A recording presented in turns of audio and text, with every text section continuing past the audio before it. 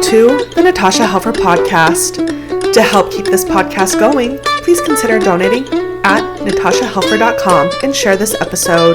To watch the video of this podcast, you can subscribe to Natasha's channel on YouTube and follow her professional Facebook page at Natasha Helfer, LCMFT, CST-S. You can also find all her cool resources at natashahelfer.com. The information shared on this program is informational and should not be considered therapy. This podcast addresses many topics around mental health and sexuality and may not be suitable for minors. Some topics may elicit a trigger or emotional response, so please care for yourself accordingly. The views, thoughts, and opinions expressed by our guests are their own and do not necessarily reflect the views or feelings of Natasha Helfer or the Natasha Helfer Podcast. We provide a platform for open and diverse discussions, and it is important to recognize that different perspectives may be shared. We encourage our listeners to engage in critical thinking and form their own opinions. The intro and outro music for these episodes is by Otter Creek. Thank you for listening. Hello and welcome to the Natasha Helfer Podcast, where we go after shame any way we can get to it. We are shame fighters. And I'm super excited tonight to start a new series that I'm going to have under the Natasha Helfer Podcast called Lucy in the Sky with Dinahs, and more to come on that name in just a minute after I introduce guests and we kind of get started with the conversation.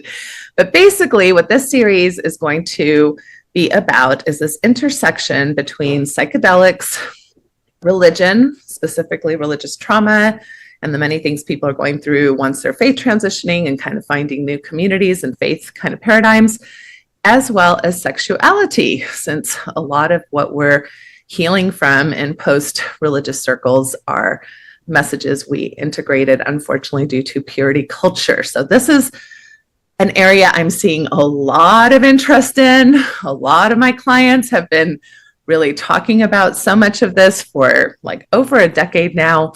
I feel like about 3 years ago, I started getting on board with some training, and we've started doing ketamine at my particular group practice. And I'm super excited to bring on two colleagues and people I've gotten to know over the last few years. Aimee for a long time, Aimee Heffer for a long time, because we've been in the sex therapy world together. But Aimee Rossi is newer to me, as she came to present at the Mormon Mental Health Association a few years ago on this topic of psychedelics. And we're excited to partner in regards to some things that we've been thinking about and talking about for a long time.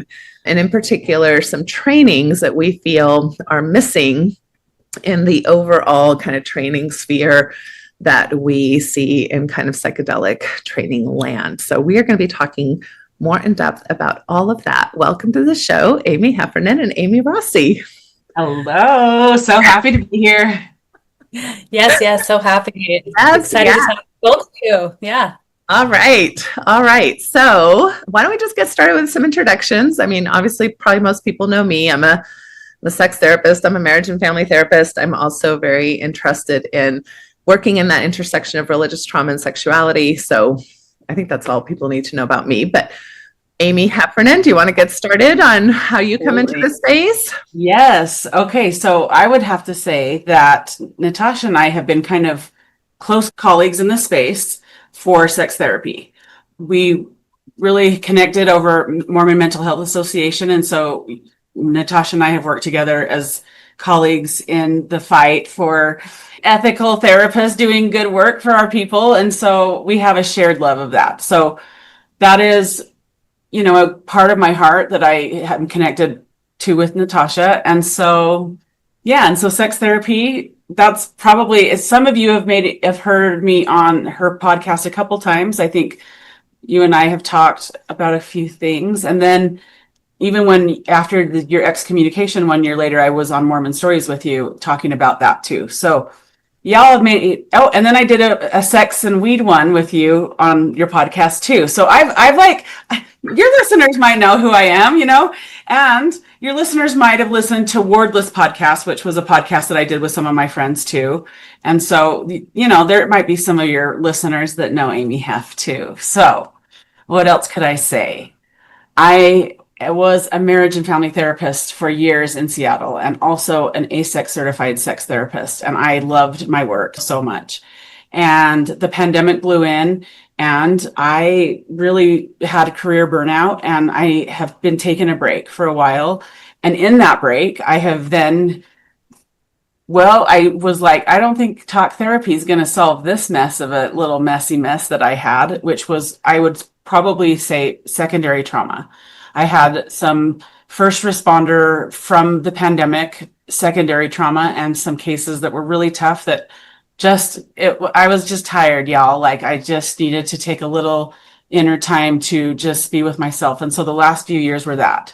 So then this is when Aimee Rossi enters the scene, because I said to myself, I think I need a little break from people's sad stories and maybe people hating each other in the pandemic, and particularly couples.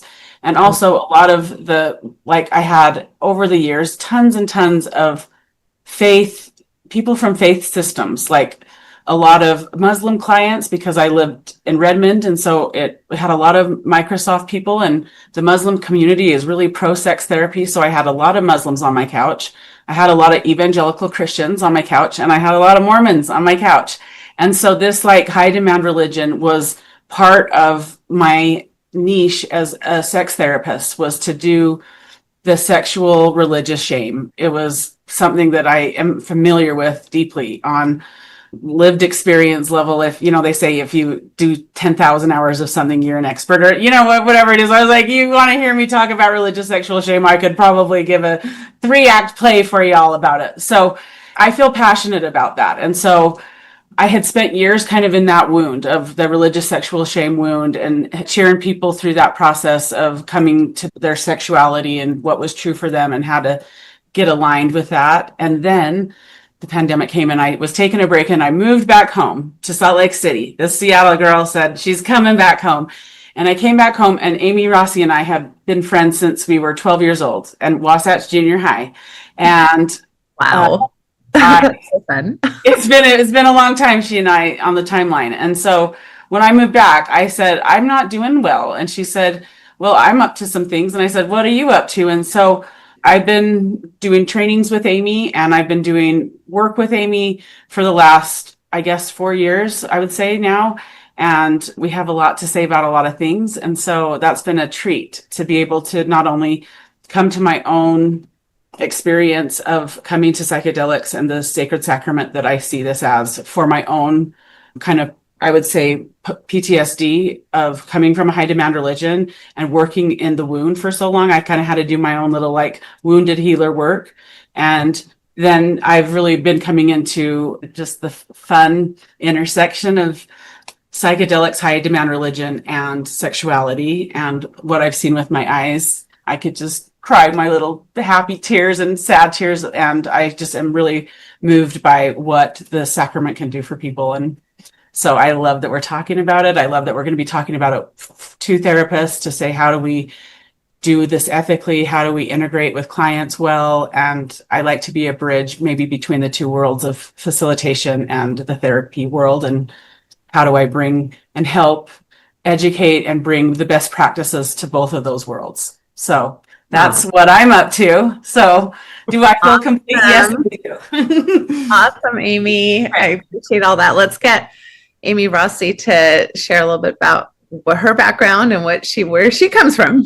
Yeah. Well, first of all, I just want to say thank you so much for having me on, Natasha and Aimee. I love working with you. I'm really excited about this new thing we've got going. It's going to be so great to start having really important conversations. I think that this intersection is a really important intersection. And I'm really excited to bring these conversations up into the collective that are happening kind of in the underground scene. And now as certain psychedelics are being medicalized, let's start having these conversations. What does it look like for safety and ethics and efficacy in this space? Quick little introduction about me. I was born and raised LDS, and then I left the church about 12 years ago.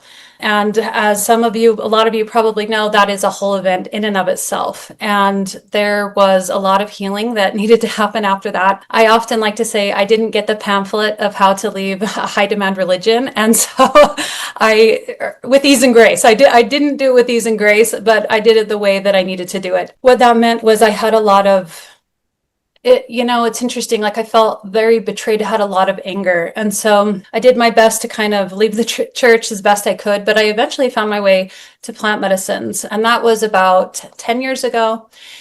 And I started working with a shaman, and I had no idea what I was getting myself into, of course. My very first time that I sat, I think I had some sort of intention, like fix my food issues or something. I had struggled with food and body issues for a very, very long time. And that first night, the medicine took me in a different direction. I had different intention for me. And what came up was actually a lot of religious stuff, like healing that I needed to do that I had not attended to from leaving the church. And so I spent the whole night basically grieving and mourning and processing the betrayal that I felt, the anger, the sadness, just all the complicated feelings that come from leaving a high demand religion and leaving behind your community. And so after that first night, I knew the value and the power of these medicines, and they changed my life. I always say there's like before plant medicine, or we could call them sacraments, and then there's after. And my life just drastically changed. And so I then started doing a lot of my work with these medicines because I realized that they were taking me to places that traditional talk therapy couldn't take me, although the value of talk therapy up to that point had helped me so much. And they're just very different things. There's different things we need different things for different people, different tools. And so I made my way to psychedelics. And again, I can't speak highly enough about the way that, working with people who were trained and knew what they were doing, it was just so healing for me. And I know that isn't the case for everybody, but for me, they really changed my life. And so I spent about the next 4 or 5 years was really doing my own work, like sitting over and over again, working with these shamans, really processing old traumas, not just about the church, not just about this undiagnosed eating disorder that I had, but like personal things from my past, from my childhood. It was a really beautiful, and I would also say very difficult time in my life. I was really doing a lot of healing as I was sitting. And then eventually I started getting into this space myself. After a while, I worked with a mentor and started slowly holding space for other people. And that has been such beautiful work for me. Really, I was going to say I was holding space for, it was pretty quick. I realized, oh man, I need some more education in this place. Or in this space, like I need to understand the psyche. And so then I decided to go back to school, and I looked at a lot of different clinical training programs, but I decided for me what I wanted to study deeply was the unconscious, because that is really what you're doing when you're working in the realm of psychedelics. Is you're going into the unconscious, you're quieting down certain parts of your brain so these other parts come up. And I realized, where could I really study the unconscious? And so I decided to go to Pacifica Graduate Institute. And so I got my master's there in Jungian and archetypal psychology, which has been such a beautiful way to understand the psyche. And so I'm finishing up my 3rd year there, just getting started into my dissertation process this fall. And I will be doing my dissertation on psychedelic plant medicines. And so that has just expanded me in all the beautiful ways. I had really no idea where that schooling would take me. And so, yeah, I work a lot with clients. I work with Aimee a lot. We hold space for individuals, a lot of couples and families, and it's been a beautiful process. I've trained quite a few individuals now on the sacred art of psychedelic facilitation. I feel very passionate about safety, about ethics, and about efficacy in this space. There's a lot of conversations to be had about the way that we're, kind of dragging our feet a little bit on descheduling these medicines or medicalizing them, and the conversations around Indigenous communities. And there's just a lot to be said here about merging these two worlds of, a more ceremonial view of these medicines and a more medicalized view. So I'm excited to be on here. That kind of brings you up to today. And yeah, I'm just looking forward to the kind of answering questions and really having a safe place to talk about, high demand religion, all the sexual issues that come out of that, and then how people are jumping into psychedelics. They want healing in different ways. And so anyways, I'm glad to be here. So that's a little bit about me.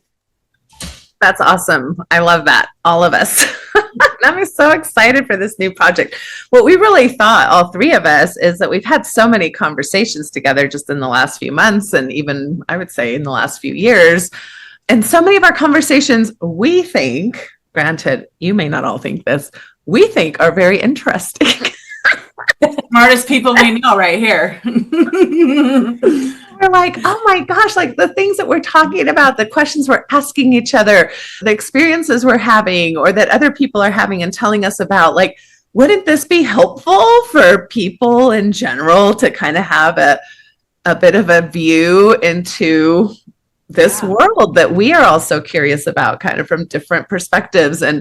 And so that's what we hope this series will be. And so as you're listening, if you're listening, especially interested in this particular series, make sure to leave your questions, leave your comments, leave your own experiences, things you're concerned about, things you're excited about, maybe either positive or negative experiences you've had trying some of these things yourself, and maybe we'll go into that just really briefly as kind of an explanation of what we're talking about when we say the word psychedelic, because there are a lot of different types of medicines out there, and some are legalized or at least decriminalized in some areas of at least the United States of America, and some are not, and so it can be kind of confusing. So do we want to just quickly go through what we're talking about when we say psychedelics? Who would like to list those out? Sure, I can jump in here. Go for it.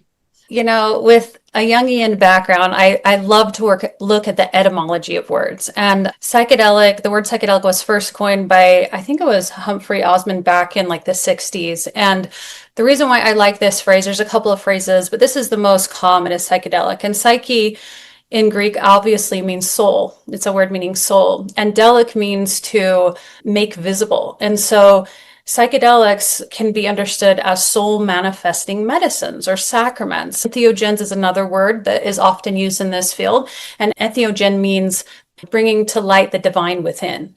So these medicines can be understood in lots of different ways. There's lots of different kinds of families of psychedelics.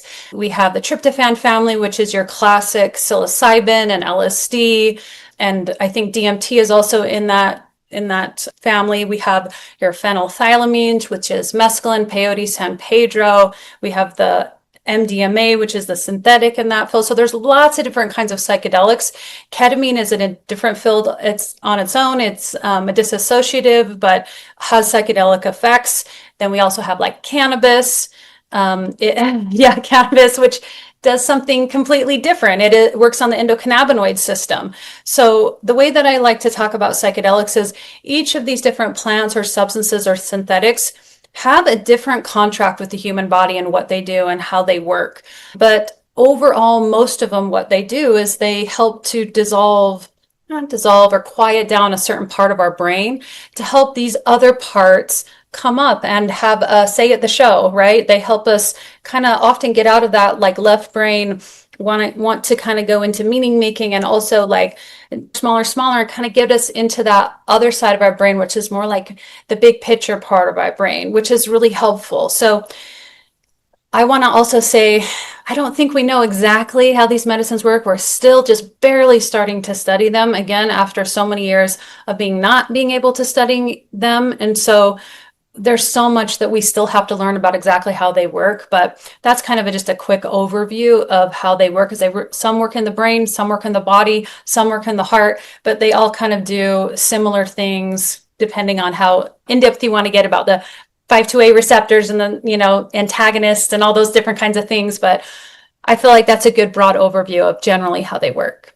Yeah, no, thank you for that. Anything you want to add, Aimee, for that? Or like my versions of explaining things come with a very Aimee Hef package. I love it. Very clinical. Okay. So what I would like to say is that what these medicines do is allow people that have been in deep trauma and their nervous systems have been in a fight or flight, like whatever, many things bring trauma, many things happen to us, and being able to relax your nervous system, maybe take a little bit of a deep breath for your soul and look at the things that have happened to you and look at the what is. I really do feel that these medicines allow that to have some space that I don't think traditional talk therapy can do, because it's in a different kind of parasympathetic nervous system, or there's science and magic to it that I think really plays into being able to kind of face some of the wounds that are really like wrapped up inside of our souls. It's lots of soul work in there. So Yeah, right. And I think one of the things I hear people wondering about or saying that speaks to this is that they'll say, well, I don't want to be dependent on a med for my healing, right? Or I don't want to be dependent on a substance, which is a lot of how many of us were socialized, especially if we grew up in the 80s, say no to drugs, like all the things that I am a DARE graduate, everyone. Right? Exactly. The DARE program. And these are all the programs, of course, and we can get into the history, maybe some other session, but that really did shut down, what the kinds of progress that we were making in the 60s and 70s, understanding these medicines and plants. But we shut it all down. We criminalized everything. There's a whole history there that we can definitely get into. And so now people have this sense of, oh, that's bad if I need something to help me access myself. And what I always try to say, and you can decide if you like this or if you want to say it differently, is you yourself are not without influence, right? So when people are like, well, I don't want this thing I don't want to be dependent on this. I'm like, but your brain, especially if I'm going to diagnose you with like generalized anxiety disorder or, major depressive disorder, your brain is already not really you. Your brain has been affected and is being quote unquote dependent on a lot of thinking patterns that you are stuck in that are not necessarily reminiscent of what you would have maybe developed into without any trauma, which, by the way, is impossible because none of us are in this world trauma-free, right? Everything is difficult from the time that we're born outside of our mother's womb, right? The whole process of birth is traumatic. So right off the bat, we are born into trauma, but that affects our thinking patterns, our ways of doing. By the time we're in our 40s or 50s, those thinking patterns are very deep. And in a sense, you are dependent on those thinking patterns, which are getting in the way of maybe other sides of you and other possibilities that are still there for you to explore.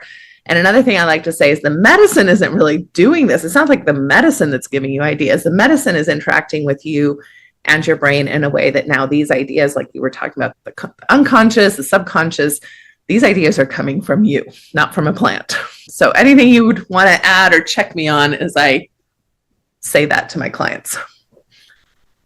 Well, I have something to say about it. Love it. So I guess what I would say is, and maybe we should have said this at the beginning, but none of us are doctors, none of us are attorneys, we don't condone illegal activity. There's still so much to learn about these medicines. All that being said, the research that we're finding that's coming out is showing us that these medicines are powerful and they work in a different way and they create a state in your brain called neuroplasticity. And that is great for any time what you're talking about, Natasha, of like trying to change behaviors. And there are lots of things that can create neuroplasticity, right? Meditation can create neuroplasticity. Breathwork can create that. There's the prayer can create this. There's a lot of different ways where we can create states of neuroplasticity. But these medicines are really great for putting someone in that state where they may need to lay down new thinking patterns, new behaviors, right? We know like ketamine puts you in a state of neuroplasticity for like 24, 48 hours. Something like psilocybin is more like 2 to 3 weeks, we're finding out, the research is showing. Something like LSD, which is a longer trip, is like they're finding like 3 to 5 weeks. So that's a lot of neuroplasticity when you're trying to change thinking patterns. And then the other thing I wanted to say is I know we kind of all have a little bit of a different view, right, regarding how these medicines work. And I just want to say, I think for the most part, yes, this is coming from us, our own, deeper wisdom that we can access when we get in that state of neuroplasticity. And it's okay that I think a little bit different, but I also think for me, I like the idea that I have developed a relationship with these plants and these medicines. For me, they're allies, they're teachers. And so for me, I don't know. I'll say I don't know, but I like the way I have worked with them is that they do have their own kind of consciousness, that they are interacting with mine. And that may just be my, Jungian psychology here, that we're all like deeply interconnected through the archetypal field. But I guess I just want to say, these part of the reason why a lot of these substances are still illegal is because we don't know exactly how they work. And to say it bluntly, they kind of induce a state of temporary psychosis. It's not exactly psychosis, but it's a similar state. And so that state of neuroplasticity, these medicines are non-specific amplifiers, and they're going to bring up things for us to look at. Sometimes clients will often think that it's like the ceremony that's going to like shift them and fix them. And that sometimes can, and nobody's broken, no one needs fixing. But what they do is they help us to think about wherever we are, whatever we're doing, they help us to think about it in a new way, from a different perspective. I always say these medicines, sacraments, are visionary medicines. They help activate that part of our brain that is rooted in image and symbol and metaphor. And when we come away with an image, it can be life-changing for us. And so, James Hillman always says it's the image that heals. And I think these medicines help us with that visionary part of our psyches. So I'll let somebody else go, but I just wanted to throw that in there. Ah, no, I love that. And I love it because it's funny, especially hearing that coming from you, because every time I try to give something else credit, you tell me it's me giving me credit. So I'm just gonna like say, yeah. And Aimee, you remind me to to give myself credit. But I actually do love the connection with the earth, right? And I love the connection. I mean, ketamine doesn't necessarily apply to this because it is a synthetic. But the plants, a lot of these medicines that you're talking about just really are plants or mushrooms. Cannabis is a plant, it's a flower. And so I love this idea that the earth, which has been around a lot longer than any one of us, has its own kind of consciousness. And I think if anybody's been familiar with some of the documentaries around this, you start hearing about the mycelium network, right? And how plants and trees even are having some form of communication through their root systems that we don't even totally understand. And what do we consider conscious and not conscious, right? Like these are all like, I'm sure as a depth psychology PhD, Aimee, you're like all about this. And I'm all like, dung, dung, dung, dung, dung, like I can't even make sense of it. Because I like equations and I like graphs. And Aimee's like, put those away, Natasha. I'm like, okay. Aimee Hef, what would you say about all this? I just think how fun that this is a conversation that we all get to have. Like, I enjoy it. I enjoy this conversation. I like all these questions. I like to think about why are we the way we are? Why are we conditioned the way we are? When we talk about the mycelium network too, I think on a mystical level, this is why I'm not a licensed therapist anymore. And this is where it gets fun for me because I get to be a little bit more witchy and woo-woo and magic about it. Okay. So I would say I'm like leaning more into like my mystical side. And there are a lot of mystical things that happen in the consciousness of these plants. And we are a seeking people. And I am a seeking human. And I've learned that about myself. And so I also really love that these can be such a beautiful form of worship. And it has brought me back to my own personal spirit too, and so that has been really lovely. And so I think that's what maybe I was surprised by all of this experience is that like there was this really deep spiritual component that I had just ignored in my upbringing of like trying to be a good Mormon girl, like the archetype of that. And like that struggle to like, how do I belong to myself and the hero's journey of me? And like, and I'm always here for a story. I'm always here for, tell me the story, and just being able to kind of see how these medicines are so much older than us and how they're ancient and how this practice has been so part of the human experience of coming to the what is of your own lived experience and your own story. And so for me, like, I love all the science. I am such a nerdy science girl. Put me to a conference and I'm going to be that like taking notes and just getting passionate and excited about it.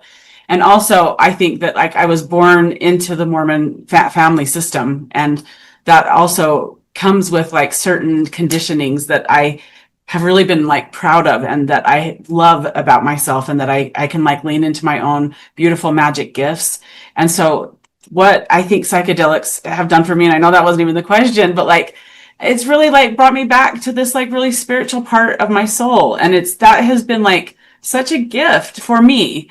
Like I am a really spiritual person. I love to be in the meaning of things. I love to like look at the breath of life and experience awe, and like these medicines and sacraments and the consciousness that it like awakens in me brings awe to my life. And I appreciate seeing it being something that brings awe to other people, and like in ways that I just think people need right now in a very like lonely world. We don't feel connected, and these are very connecting experiences to yourself and to other people and to the world. And so coming back to my own nature frequency through these experiences has just been like such a, like, I have a little testimony of it and I could just give it.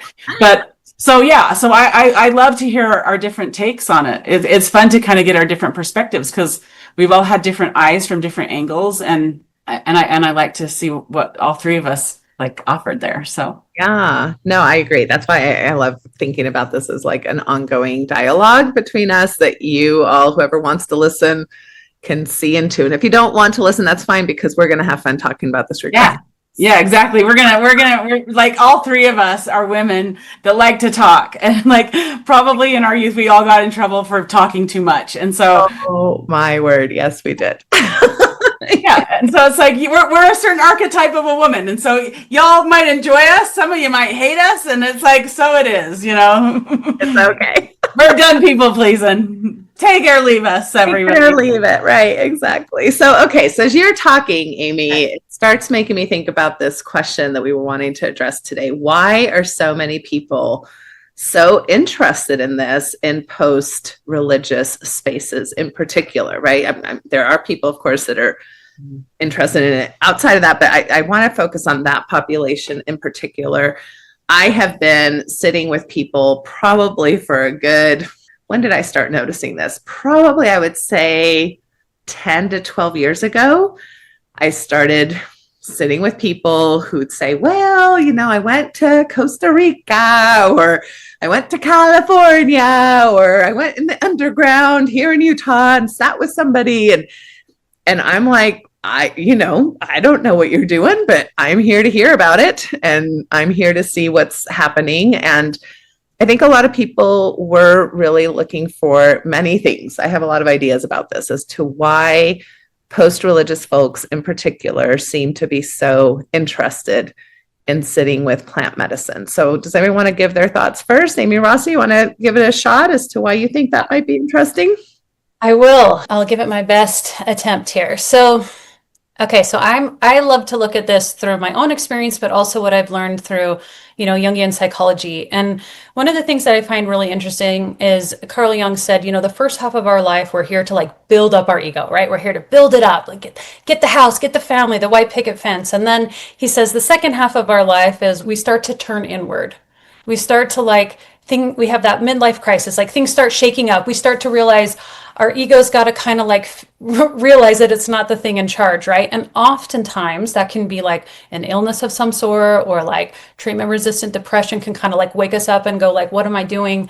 And oftentimes leaving the religion of our birth, right, that we were raised in, can be a huge part of that. And I personally believe like every single issue in our life, like, well, I don't know, I don't actually know, but it seems like a lot of our underlying issues in life come back to like this existential reality of like, why are we on this floating, zooming rock in the sky? What does it all mean, right? And when we lose our primary religion that had a lot of those answers, like Aimee said, we're seeking people. We come from a long tradition of seekers. And I know for myself, part of what leaving religion is about is going from the known, all the answers, and now you're thrust into the unknown. And we all kind of have to face being able to sit in the unknown. And yet people are still looking for answers to the existential reality of life. And Carl Jung used to say that we have what's in us, we have this, what he called a religious instinct, but he didn't mean religious like religion. He meant religio, like humans have, like bees dance and birds sing, that humans have this instinct to want to understand the nature of reality, to want to like understand, we could call it spirituality, we could call it like the existential universe, like cosmos. We have an instinct toward that. And so I think when people jump out of high demand religion, some of them are looking for healing. Some of them are looking for what happened to me and how can I make sense of this? And I need to talk about this, but also I need something further that's just traditional therapy, which I know maybe I'm not a clinician, but I know there's maybe some rules about what you can say and what you can't say about spirituality, right? And I think when people go through that loss of their identity of who they are as like, I am a Mormon, or sorry, I don't want to offend, like I'm LDS, right? And now I'm no longer LDS. What does that mean for me? And psychedelics are interesting, like Aimee said, because they activate, I think, that part of us that is more oriented toward religion, that religious instinct of spirituality. Who am I? Why am I? What am I? I always like to say, like, as I left Mormonism, I have come out and I'm like this, I call that thing, which I called Heavenly Father before, which feels very different than that. So it's hard for me to even relate them, but I call it the great mystery because I can't know what it is. It's unknowable. And yet it's fun to be in the mystery of the unknown. And so I think a lot of people come to these medicines first to heal, then they kind of come to awaken, but it's like they want to be interested in this great mystery of life. And psychedelics do something to our brain and our bodies that get us right in that mystery. And we're seekers. It's curious. Like, so that's my own opinion. But Aim Hef, what would you say? Yeah. And see, so adding to that, because then we think about a lot of the conditioning that we get, right? And then this is when I'm like, oh, sex. Oh, okay. We wake up to consciousness and people just tell us stories. Okay. And I woke up in a Mormon one. Okay. And I got lots of stories told to me about that the natural man was an enemy of God. I got a lot of like, don't show your porn shoulders, don't show your cleavage. Like, like so many messages. Don't let those boys see you, girls. Like, like so many messages. Oh, don't touch yourself. And like, oh, this girl was a horny girl. And so like, I felt a lot of shame about being a horny girl. Like all of the messages and these stories that we get. And it's like, and then in some stories, some people really have the most unbelievable hard sexual trauma stories that you're just like, oh, that shouldn't have happened to anybody's souls. No, no, no, no, no, no. And so what do you do? What do you do with that when you think there was so much conditioning on someone's soul that was a violation of their little sexual, tender little self in there? Okay. We all have these little seeds of ourselves that grow. And if you've watched Inside Out too, they did an excellent job of that. But the sexy part of us too, that little sexy soul that is like growing, has conditioning in there, that there's been some deep conditioning and some deep stories that this sex switch would say, stinky stories, not great, a bunch of nonsense that we were told about our sexy selves. So how do you get to some of those things that could be even like pre-verbal, some things from deep in childhood? How do you really like face those gently? And so many of these medicines can help with particularly PTSD, particularly with childhood sexual trauma, particularly with some of the stories that were told to us about our little pleasure parts and our little sexy energy and all the things and what our eyes are seeing and getting lit up about and all the normal things that happen to us. And we can meet those gently with an open heart, that some of the medicines can really provide a safe, open heart space. And then the rewiring that the science of some of the medicines can do to kind of help rewire some of those conditionings that are so deeply rooted in there. And doing that in a setting where your nervous system is safe and you can meet some of those stories with gentleness and ease, and you can burn off some of the patterns and you can go beep, boop, bop, rewire. The mushrooms get in there and they're like, what the Mormon stories are in here? Oh, nonsense. This is nonsense. And so that is a non-scientific approach to like how I can see these experiences changing and shifting the embodiment of somebody as they move through the world as little humans. Yeah.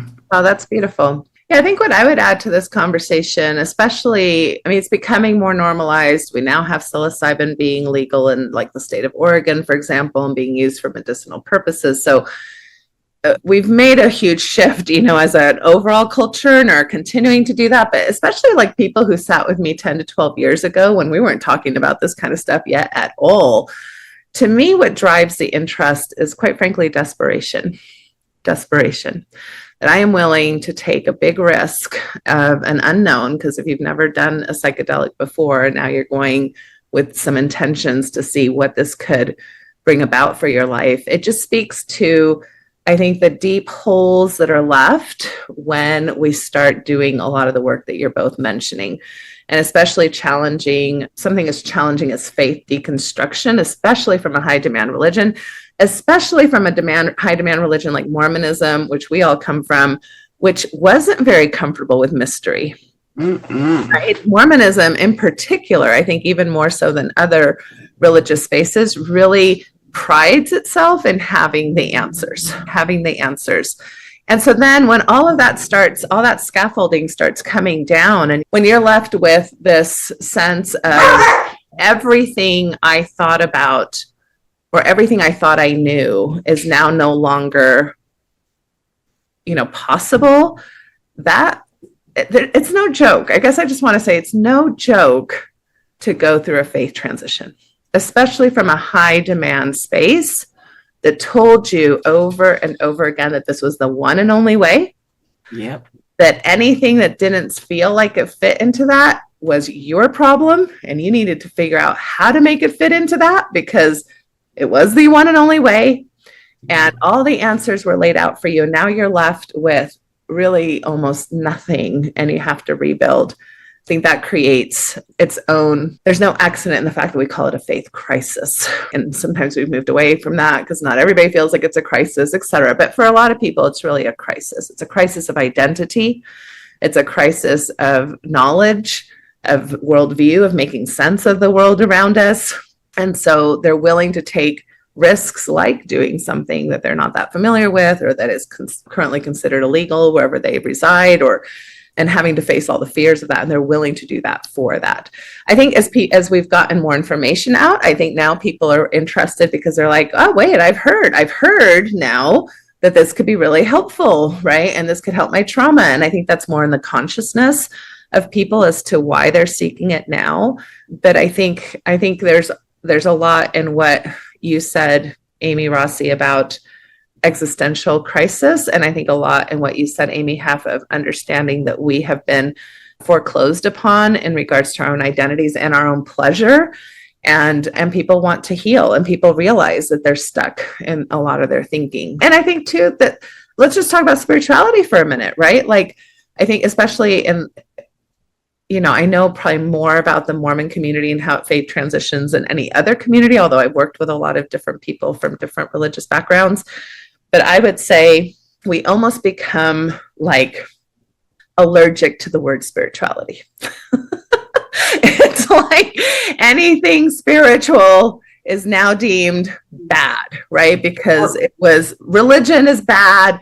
I was lied to. I was betrayed. I was taught to not trust my own inner instincts. And so now the only thing that I can trust is science and logic and mathematical equations and whatever that is, right? And it's almost like you say the word spirituality and everybody's like almost kind of like thumbing their nose at it. And yet there is something very interesting about being creatures like Amiee, Rossi, like you said, creatures that are instinctually wanting to know how the world works when we don't have all the answers of how the world and the universe works. And science hasn't provided us all of that information just quite yet at all. And so we're in that mix of mystery and science and things we think we understand and things we realize later we didn't quite understand as well. And so we're having to wrestle with that ambiguity and the unknown. And I think this brings a lot of post-Mormons into maybe a need that sometimes they don't always even recognize consciously, is that I need to attend to what we might call spirituality, whatever we want to define that as. Yeah, podcasts and books aren't necessarily cutting it. Yeah, I agree. I just want to say that I always say humans, what is one thing that's kind of different from the rest of the animal kingdom, because we are animals, is we are meaning-making machines, right? We've got to make meaning of what we're doing here. On some level, whether it's conscious or unconscious, we're making meaning. And when you're in a high-demand religion, you have your meaning given to you. This is the meaning of life. This is why you're here. This is the plan of happiness, This is how you're going to be happy. And then when you find out maybe you're not happy, it's all of a sudden, then things start going like, why isn't this making me happy? Even on the other side of religion, though, sometimes I have a lot of atheists or different people will say like, well, that's not me. I'm like, no, you're also making meaning through science. Your meaning just comes through science. So we've all got to do it, and we're all doing it in different ways, right? For me, a big part of this conversation is there's a lot of interesting things happening in the world of like new age spirituality. A lot of really interesting things. And one of the things that I will just a plug that I love about these sacred medicines for me is they allow us to turn inward, for us to come to our own, like, what do we think about the universe, the cosmos, the unknown, right? We can turn inward. Obviously, there's a downside to that. You know, you can slip into solipsism, and, you know, there's always a light and a shadow side to everything. But I think something about, to add on to that conversation of why so many people are jumping in out of high demand religion, it's like they've gone from like someone else giving them the answers, whether that's the bishop, the stake president, I can't remember all the words anymore, or even just like, Heavenly Father, Jesus outside of you. There's something that feels empowering about coming to your own sense of wisdom, your own meaning making. So I just wanted to add that into the conversation. I love that so much. And that just shows the neuroplasticity is working, that you can't even remember the words anymore. Kidding.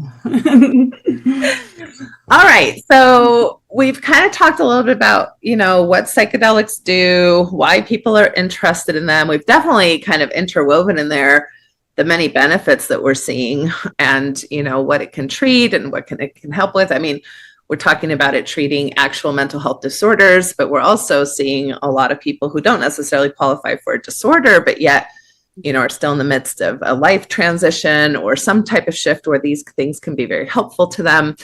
I know for me and myself, both in my training and in my personal life, it helped me tremendously post-divorce, post-excommunication. In trainings, they usually want practitioners to be willing to do some of these meds themselves. So I've been able to sit without necessarily wanting an intention, but like, yeah, I'm here for the training, so I'm going to do it and let's see what comes up. And it's just really, like, I would say the insights that I've had and the healing visceral responses is what I really want to just spend a little bit of a time on. Like, there have been several things in my life that I would say were probably the most difficult. I'm sure we could all think of 2 or 3 things, right, that have been the most difficult in our lives. And when our memory and our bodies remember those things, at least for me, what I notice is a visceral reaction to that memory that then through therapy and through a lot of coping skills, I have learned to quell, right? I've learned to quell and attend to myself and be like, yeah, when that thing comes up, Natasha, you don't need to have a panic attack. You can breathe through it. You can, all the tips and tricks, right, that we learn in talk therapy or even in self-help books or whatever. What I will say has been tremendously different about some of my experiences under the influence of a psychedelic is that, like you mentioned briefly, Aimee, Rossi, maybe there was metaphor or imagery or story that was different than what how I'm used to thinking about it. Because again, I'm in those thinking ruts myself. I'm stuck. And with that new story and with a new kind of lived experience about it, my body now has the visceral experience of that going forward. So, for example, like a very classic one for me is childhood sexual abuse, right? And done tons of work on it. It still would come up at times, like trauma does, always interrupts you at the most opportune times, like when you're about to have an orgasm or things like that. It's like so much fun. Anyway, but then, you quell and you quiet and you communicate and you go on and you eventually have the orgasm you wish you would have had 20 minutes ago, but this trauma interrupter, got in the way. And now when I am in those same spaces, and if I have that same thought that normally would have triggered that visceral reaction, I don't have it. In fact, a very common thing that I can show you in front of all of your eyes and ears right now is that before, if I brought up the fact that I had childhood abuse, without fail, I would tear up. And I'd gotten to the point where I was like accepting of that. I didn't apologize for that anymore. I would give myself a second, even when I'm presenting professionally or whatever. And I would just explain, this is my visceral reaction. I just give me a second to quell it. And I'd kind of use it as a role modeling opportunity. It's fine. I was perfectly comfortable with that. And now I'm not tearing up at all.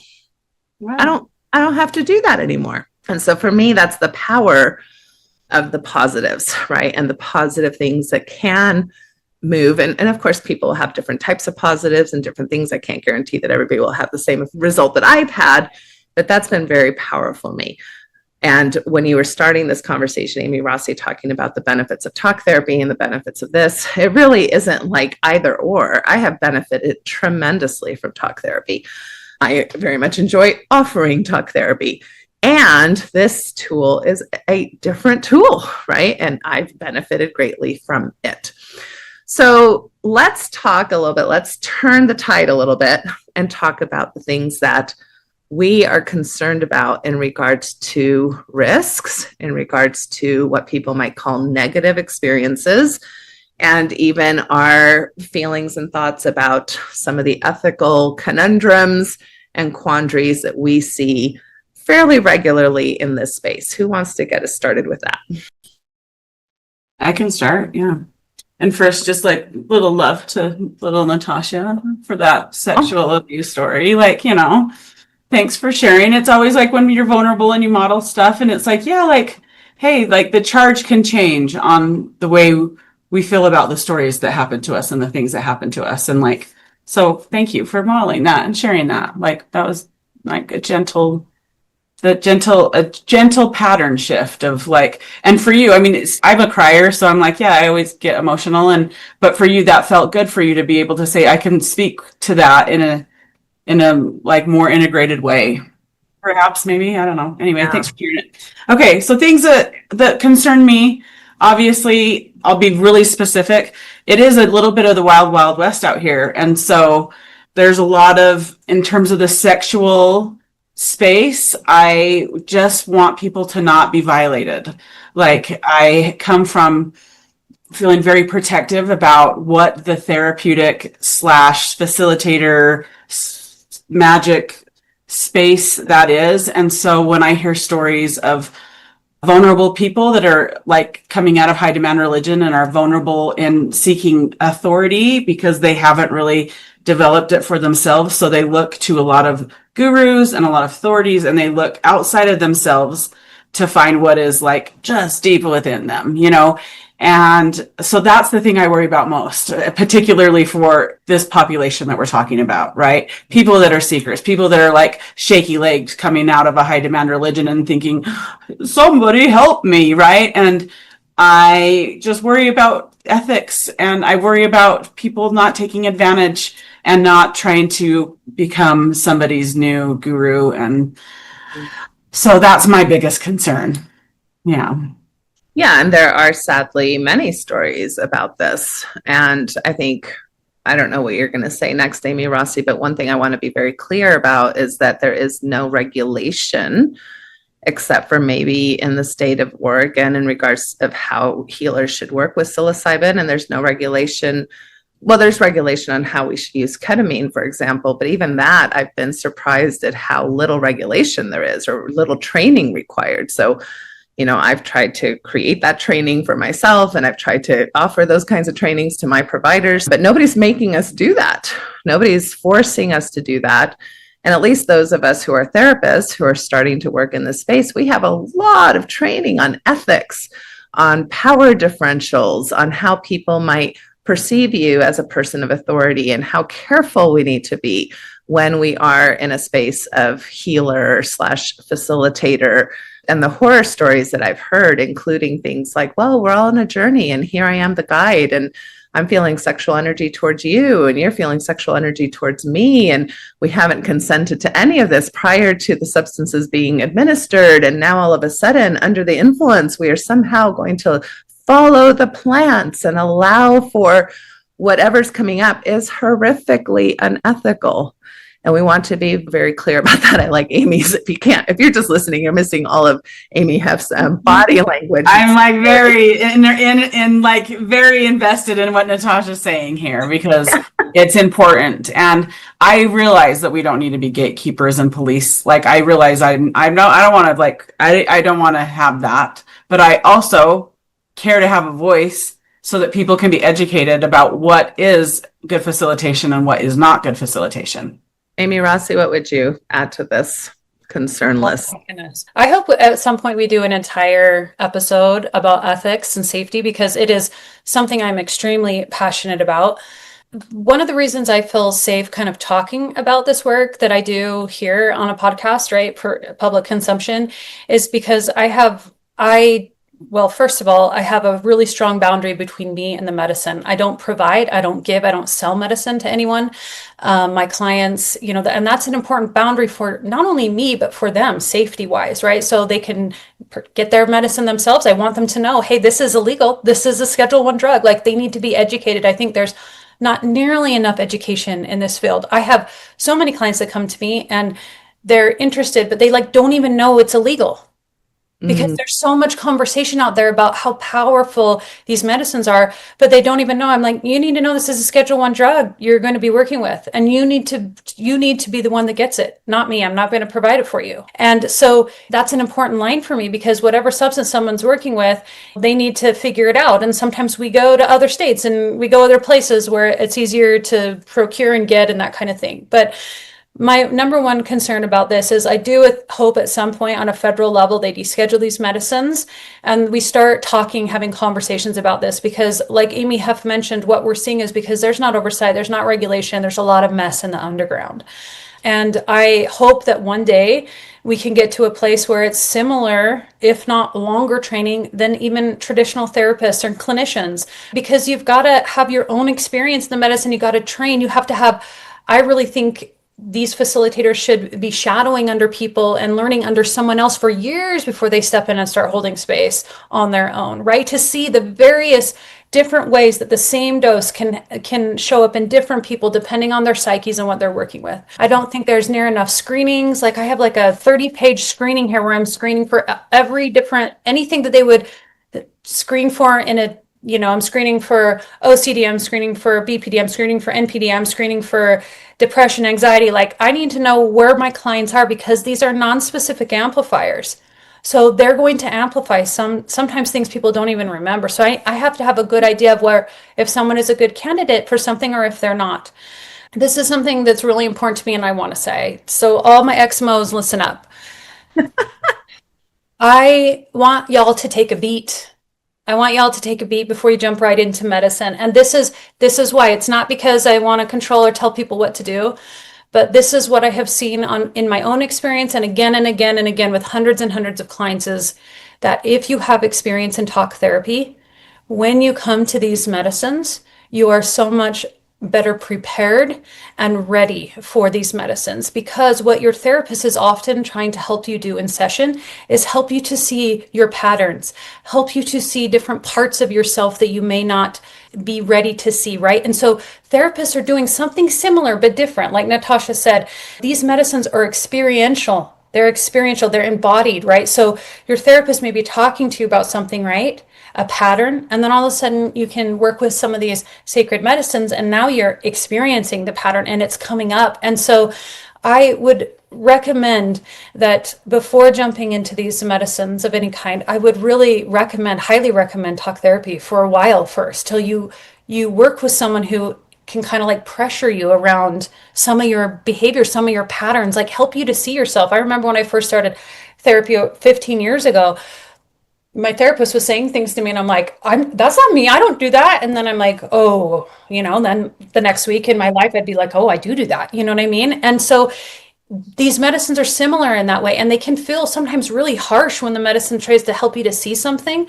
And so when you have some of that experience self-confronting prior to working with these medicines, when you're in an expanded state, it actually helps you to feel so much more safe and like understanding what's happening. So that's one thing I want to say. And then just the final thing I'll say on this, again, I could talk about this for hours, is I am really passionate about anybody who's going to do this kind of work. And again, I hope that we eventually can bring this above board and train people well, because something that's not being talked about nearly enough is that I think facilitators that are doing this, and any therapist, needs to have an understanding and a deeper training of the psyche. And particularly, like I love you, APA, but we also need to be talking about the unconscious psyche, because there is a different transference with psychedelics. There's a different kind of transference, because whatever's happening, it's like the unconscious can sometimes be like unconsciously saying things to the facilitator, and then the facilitator can get activated because you're in this state of, you're in a field, a transference field. And if you don't understand transference, you haven't done some of your own work or a lot of it, right? You can be activated in the experience yourself as a facilitator or as a person shadowing. So yeah, let's keep this conversation going because there's just so much here and it's such a rich conversation. And I hope that, I've seen even steps in Utah. We're making some steps, and I love my eyeballs to see it, because the safer we can get, the more ethical we're going to be, the more effective spaces and the more effective these medicines can really do the work they need to do it without the facilitators getting in the way or different things happening that, like, it's good to have oversight. It's good to have, like, I always say, I don't work by myself. I work with somebody else, right? It's really important to have people checking you. It's good to have colleagues in the field. It's good to have people that you're working with, like, hey, I have this case, what's happening here? So I think there's a lot in the underground, people just working on their own. And I think that's dangerous. I think it's safer to have two people in the room at all times in these kind of situations, right? So yeah, again, this is the opening of a conversation that I'm excited that we can go deeper around. And I think it's really important for the public to hear what you said, that there are no guidelines. Like, think about, Aimee, Heffernan, you and I, how many guidelines there were before we could even sit with a person for therapy, how much education, how much shadowing, how much then we would sit clinical supervision. Supervisor would sit with us about what we were doing.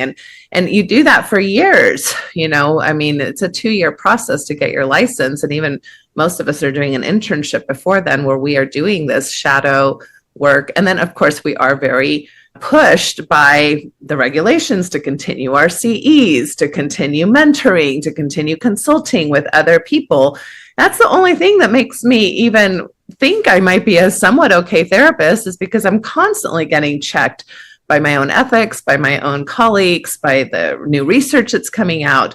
And when you have a lot of people, quite frankly, that are just entering the guiding space because they took a psychedelic trip themselves and now they think that this is their new calling, and they're just stepping into that space without zero understanding of what it's like to sit with the responsibility of guiding somebody in these very vulnerable spaces. That's really scary to us. And we are wanting to really educate the public in that and know who you're sitting with. And know if you're going to do something like this, really do some homework, not only on who you'll sit with, but whether or not you just invited Aimee Rossi to think about, have I done some confronting work in preparation for this? That's a really good question to be asking ourselves. Okay. All right. So all that to be said, Aimee, did you want to say something else? No, just continue. Okay. So we're kind of at the end of almost an hour chatting about all this kind of stuff. And I'm sure there's 500 things that we would want to chat more about. Again, please leave us your comments and questions, because that's what's going to fuel this series, is answering some of the things. I do want to talk a little bit about our name. This is just kind of fun talk. This is fun talk. My understanding of Lucy in the Sky with Diamonds, written by, is this a Beatles song or a Bee Gees song? The Beatles. Written by the Beatles, sorry, is very much about psychedelics. That's my understanding. And if you look at the lyrics, and I did the other day, I was like, yeah, I'm pretty sure this is what this is about. LSD, Lucy, Sky, Diamonds. So I think it's referring to the LSD. The LSD in particular. Okay, thank you. I wouldn't even have known that because I'm a good Mormon girl. All right. What was the Mormon girls your moms were afraid of? That was me. I knew exactly what Lucy in the Sky with Diamonds meant, and it meant LSD, and I knew it, That is so funny. And here I am, 53. Thank you, Aimee Heffer. Welcome. I'm going to teach you all of the sex and drug tricks, Natasha, and Beatles lyrics, Okay, so this is where we want to just be really real with everybody. And it happened even earlier in the conversation when Aimee Rossi referred to herself as a Mormon and then quickly said, oh no, I don't want to be offensive, and maybe it's LDS I should be using. So we, and I would say especially Aimee Heffernan and I, are very concerned about being culturally humble and also not being microaggressive to a variety of identities. And right now in our, I guess, mainstream LDS / Mormon world, there is a lot of languaging that is happening for, if you want to understand more about this, I have a whole almost free CE about it, $9 to understand what's going on in LDS Mormon land. But there are people that, especially I would say believing people, active people, who really take a lot of these things within the religion, as they should, very sacredly and very seriously. And the current prophet of the church has asked for its members to refer to themselves as members of the Church of Jesus Christ of Latter-day Saints. And oftentimes that gets shortened to a Latter-day Saints or LDS. And that's showing respect for those folks within that framework. And it also, they're asking for that, kind of like any community that wants to say, hey, this is how I want to be called, or this is how I want to be referred to. Obviously, we want to respect that. Now, coming from that community ourselves, that's complicated, right? It's a little bit more complicated, because if I was hearing this from an evangelical religion or the Jewish religion, I don't have any skin in the game. So I would be like, I'll do whatever you want me to do, right? I'll do whatever you want me to do. But it gets complicated because those of us who come from Mormonism are perturbed about this. Many of us, especially many of us who have been kicked out or who have left, especially when so much of our history with the church was actually the opposite, that we were told to be very proud to call ourselves Mormon, that we were, we contributed a lot of our tithing monies and things to things like the I Am a Mormon campaign. And we went through many of our own generational growing uppings in the pride of Mormonism. Also, quite frankly, being embarrassed by Mormonism. I was somewhat embarrassed by it. I didn't grow up in what I would say were culturally norm states where there were a lot of Mormons. So quite frankly, I was treated like I was weird and I was peculiar. And so there was a part of me that didn't even want to admit I was Mormon. So it was a big deal for me to say, no, I am a Mormon and I'm going to own that. And that's my belief and my system.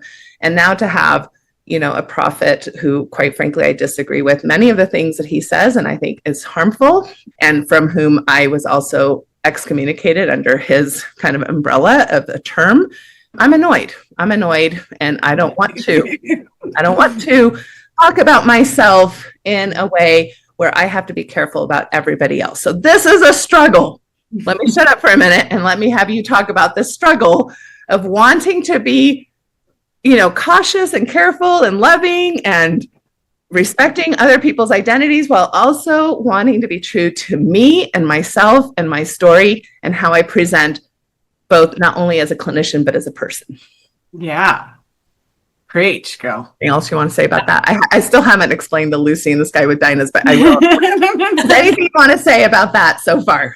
I do. I would love to jump in. I think this is important to tack on to what you just said, that I want to say that I am still a student. I'm always a student. I'm sometimes a teacher, but mostly always a student. The medicine continually reminds me of that. And that I also want to say that we are at this unique intersection where, yes, research and academia and the government is finally starting to study these medicines. But I want to say that Indigenous communities have been using these medicines for thousands of years without all of the science, without all the research. And they do it in a very beautiful way. And it's safe, they're working in their communities, usually with a traditional shaman. And so to add on to this conversation, I want to say, we might always not say everything right about this. This is in a new emerging conversation. And I want to be respectful that, yes, we have some things to say, some things that we have learned in being in this space, while also saying, I guarantee there are so many more people that have been in this space longer than me that already knew this, that could probably say this better and have much more expertise than me.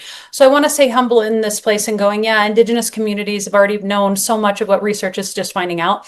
Just like it gets, complex with Mormons and LDS and all of this stuff. It's I think for all three of us, it was important to us to start having the conversations rather than having the conversations perfectly and exactly right. And so we want to be accountable where we are misstepping, where we're saying something out of place. And also, like Natasha said, knowing that we also have our own experience in this and are trying to do the best we can with our own experience and with the listeners of saying, yeah, we still have lots more to learn too. And there's a lot of people that probably know way more than I do. And yeah, I just wanted to add that to the conversation because when we start talking about these tricky things that are sensitive, we're doing so with as much humility as possible. And if there's something you have to say, let us know. We want to have lots of voices in this conversation and not just say us three are we're the only experts in this field. We know that's not the case. Absolutely. I mean, we're three white girls who come from the peoples who colonized this nation. And there is a lot of, importance in us recognizing that. And that we are treating primarily people who have come from religious Christianity for the most part. You did talk about Muslims. So maybe I would say like the kind of the Old Testament religions, right? That's primarily who we work with. And that's not the language of the people who are the indigenous folks of the continents we now call the Americas, right? So thank you for that. Aimee Heff, anything else you want to add before I keep explaining? No, I thought that was all beautiful. And I love the emerging conversation. I love this intersection together. Like, it's a conversation I am so passionate about and I love to be having. And so just like Aimee said, and Natasha too, it's like, we're messy humans. I don't think I'm better or higher than anybody else. And that's like really something I have liked coming into this space of saying, I am also have my own story. And yes, I was a therapist, and yes, I have things to say as in like former version of therapist Aimee, but I also have things to say from my own lived experience too, that I think, Natasha, to speak to what you're saying, sometimes it's hard when you've been a therapist for so long to kind of also share like, yeah, I got my own pain and my own trauma and my own wounds and things like that. And so that's what I guess I want to speak into this like container of our podcast, is that we can be messy in here, and we know that we're like, I'm a passionate opinionated person, and I speak off the cuff, and I might say things that are clumsy, and I always want to be able to say, hey, like, I'm learning too, and I'm also a person that has a lived experience, and thank you for just listening to like that, and knowing that we're all just coming with a really humble heart to the conversation that we think is really important to a people that we love a lot. That's the truth, is that I do love the Mormon people a lot. I have cared for them deeply through the years. I've on all levels, believing to not believing to like all of the Mormon humans and Latter-day Saint humans, and everything is this like I did that. They're my people, they're my ancestors. Like, there's beautiful things that I love about them, and I care a lot. And so that's where my heart is too, is it's like, I care a lot about this people. And so I do care about this conversation. And so I just love that we're all having it.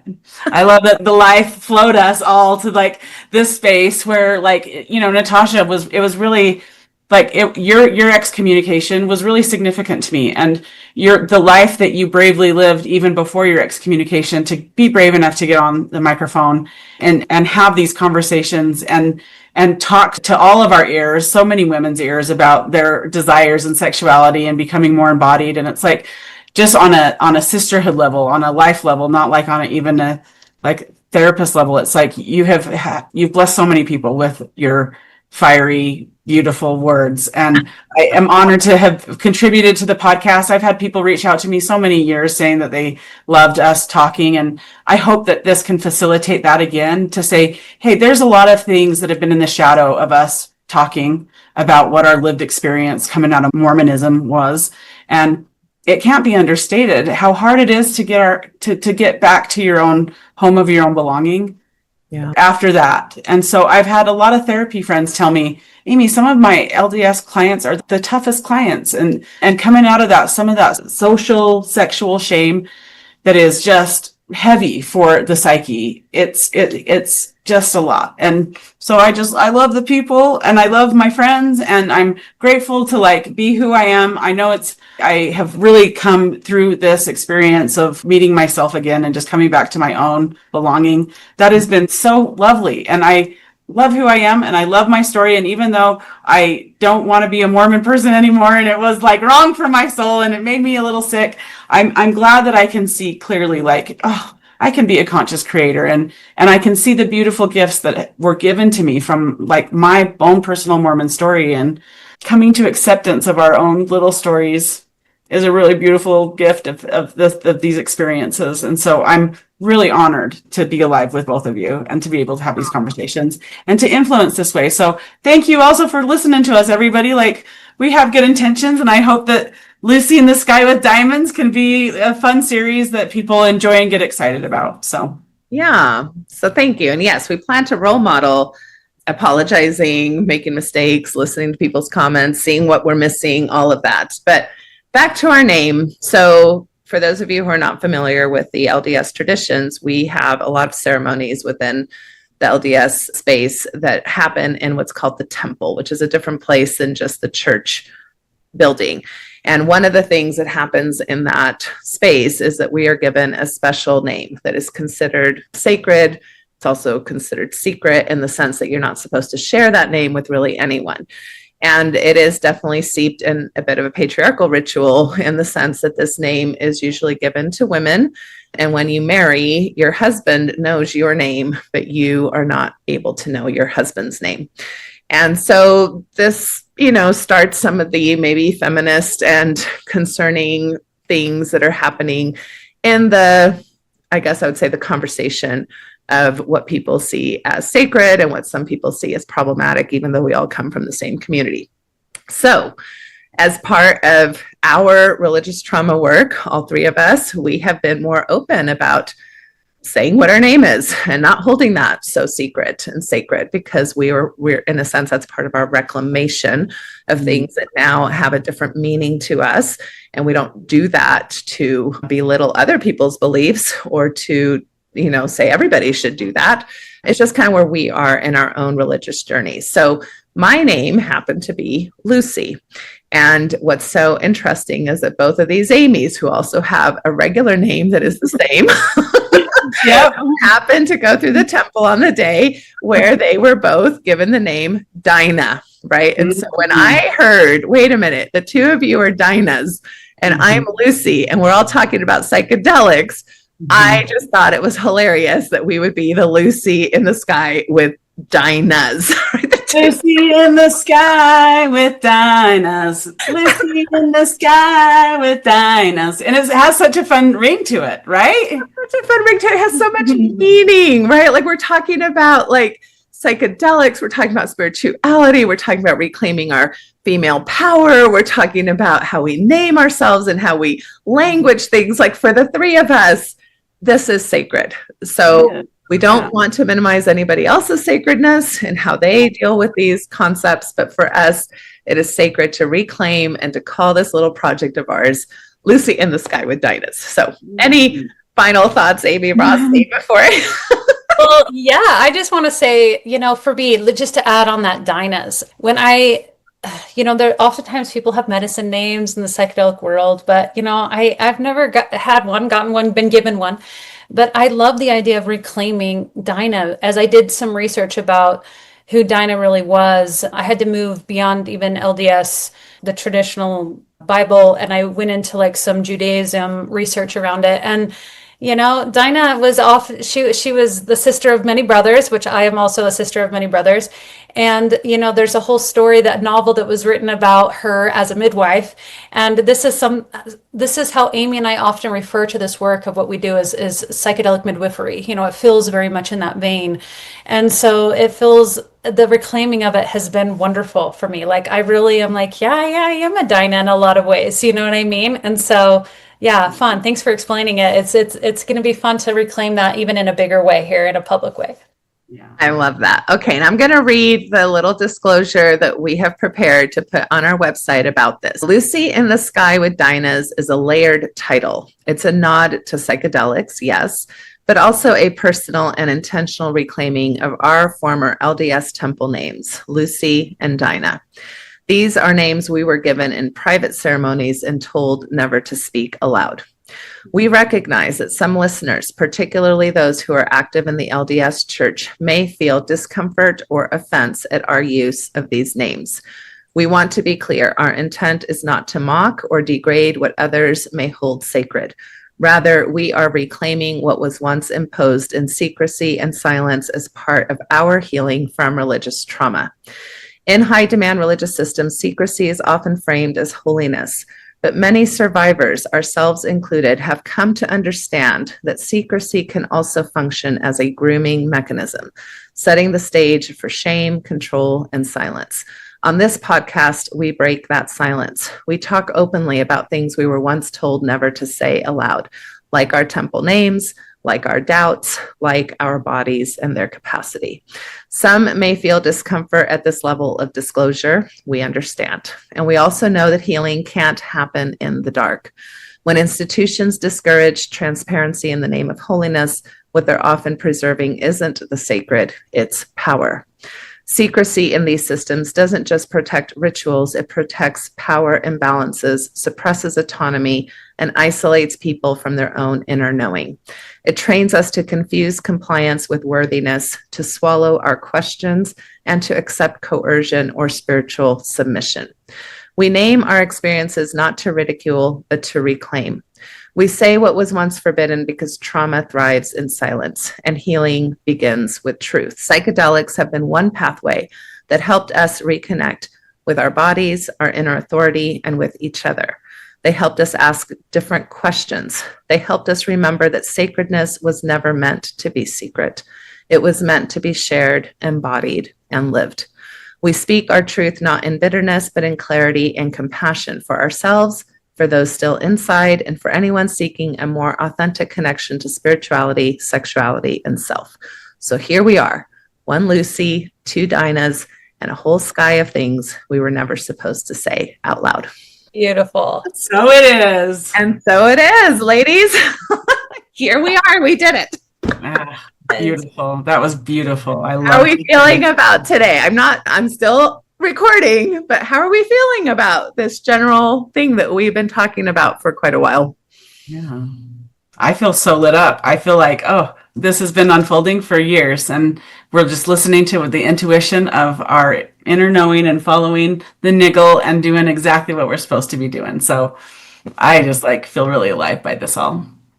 Yeah, I feel so thrilled. I mean, I just respect both of you women so much, and something that's been so alive for me lately is just, coming back like shoulder to shoulder, knee to knee with women and just anyone, shoulder to shoulder, knee to knee, gathering to commune, to talk about sacred and important things like healing and awakening and sexual and religious trauma. Like, this is such important conversations to be having. At least for me, they're really important. They've been important in my life. And so I'm excited to have them with each of you, and then also invite listeners into the conversation to ask questions. Yeah. I have a secret wanting to do maybe a live show one day where people could ask questions and we could just get a really juicy conversation going, because I know so many of you out there have your own wisdom, your own experience, your own stories to add to the conversation. And so I feel thrilled with the way this went, and I'm so excited to be asked, and I just appreciate both of you and your wisdom and what you've added into the conversation today. So I already learned so much. Thank you. Thank you. Okay. And so for those of you who want to join us we're actually going to be offering a free CE on August 8th from noon to 1 p.m. This will be primarily a presentation meant for mental health practitioners, but anybody's welcome to join. It's free. So if you don't need a CE or you're interested in this topic, by all means join us. It will be live, but it will be on Zoom, so you don't have to even go anywhere in particular. You can go to learnreligiontherapy.com, which is my CE platform, where we'll be offering this. And it's going to be called an introduction, because we're going to offer the 3-hour CE, which will be paid for in September. So more on that. But this is called Introduction, Sacred Disruption, Psychedelic Assisted Therapy within High Demand Religious Contexts of Sexual and Religious Trauma. I'm super excited to start developing some of these CEs that we feel so passionate about, and also potentially bringing other guests or other folks to help us both here in the podcast and also in the education department. So until next time, Lucy in the sky with Dinahs. I'm a singer, I can't take that primary chorister out of this girl, I love it. Thank you for all who listened or watched. And again, we want to hear from you. So drop your questions and comments. I saw here Ann Herano saying, sending all the love with a big heart. So thank you. And I saw several hearts going up as we were listening. So thank you all to those who listeners. we will see you next time. We hope to maybe do this about every 2 weeks or so. That's kind of our current plan. So tune in. Take care. Bye. Thank you for listening to the Natasha Helfer Podcast. To help keep this podcast going, please consider donating at natashahelfer.com and share this episode. To watch the video of this podcast, you can subscribe to Natasha's channel on YouTube and follow her professional Facebook page at Natasha Helfer, LCMFT, CST-S. You can also find all her cool resources at natashahelfer.com. The information shared on this program is informational and should not be considered therapy. This podcast addresses many topics around mental health and sexuality and may not be suitable for minors. Some topics may elicit a trigger or emotional response, so please care for yourself accordingly. The views, thoughts, and opinions expressed by our guests are their own and do not necessarily reflect the views or feelings of Natasha Helfer or the Natasha Helfer Podcast. We provide a platform for open and diverse discussions, and it is important to recognize that different perspectives may be shared. We encourage our listeners to engage in critical thinking and form their own opinions. The intro and outro music for these episodes is by Otter Creek. Thank you for listening. There is a place where time slows to nature's pace, and there is space there to find yourself in her embrace. Some places should be left alone. No tishki say the so we can always go to the homeland of the heart.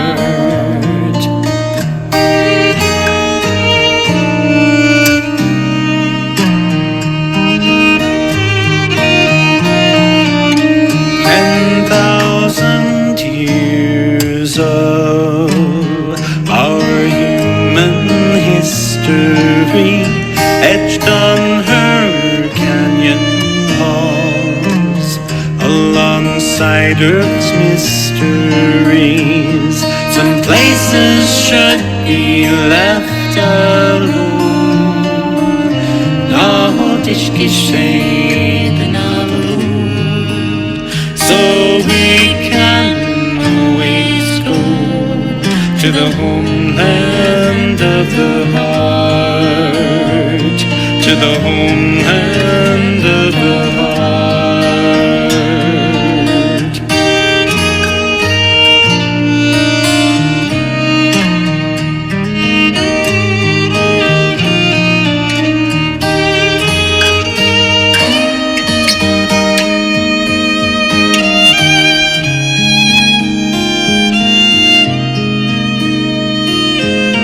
Deep in our cities, we sleep without her stars, yet still her presence sustains us from afar. Some places should be left alone. No tishki shade so we can always go to the homeland of the heart, to the homeland of the heart, to the homeland